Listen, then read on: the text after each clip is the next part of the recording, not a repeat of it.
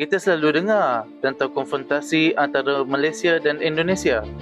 Tapi tak ramai yang tahu konflik ini pernah hampir mencetuskan sesuatu yang jauh lebih dahsyat, iaitu penggunaan bom nuklear oleh British terhadap Indonesia.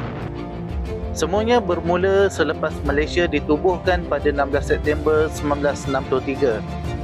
Presiden Indonesia, Sukarno, menentang keras pembentukan Malaysia. Beliau anggap negara baru ini hanyalah alat penjajah British untuk mengepung Indonesia. Maka bermulalah kempen Ganyang Malaysia. Tentera Indonesia mula menceroboh dari Sarawak sampai ke Johor, dan dalam diam, British sudah pun bersiap sedia dengan senjata yang amat berbahaya. Pada tahun 1962, Perdana Menteri United Kingdom ketika itu, Harold Macmillan, meluluskan penempatan 48 butir bom nuklear Redbird di pangkalan RAF Tengah, Singapura. Setiap satu berkuasa sehingga 25 kiloton, cukup untuk memusnahkan bandar besar seperti Jakarta.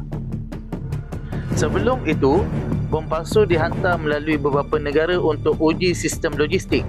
Bahkan, ada laporan mengatakan Butterworth di Pulau Penang turut ada kemudahan pengendalian senjata nuklear. Yang paling mengejutkan, kerajaan Malaysia sendiri tidak tahu tentang perkara ini. British tidak beritahu Tunku Abdul Rahman kerana mereka tahu Tunku akan membantah. Tunku terkenal sebagai pemimpin yang moderat, cintakan keamanan dan menolak kekerasan. Jadi pada tahun 1964 dan 65, British jalankan latihan besar-besaran di rantau ini. Pesawat pengebom seperti Vulcan disediakan dan target mereka adalah pangkalan tentera Indonesia.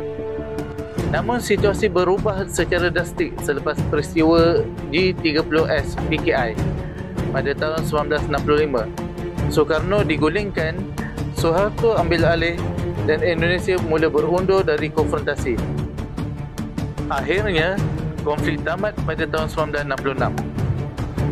Selepas itu, kesemua bom nuklear dihantar balik ke United Kingdom secara senyap-senyap. Tiada pengumuman besar, senjata-senjata tersebut dilupuskan menjelang tahun 1970. Namun, bayangkan kalau pada waktu itu, keputusan dibuat secara tergesa-gesa. Kalau Tunku tunduk pada tekanan, mungkin hari ini Jakarta hanyalah sejarah. Inilah sejarah yang jarang kita dengar.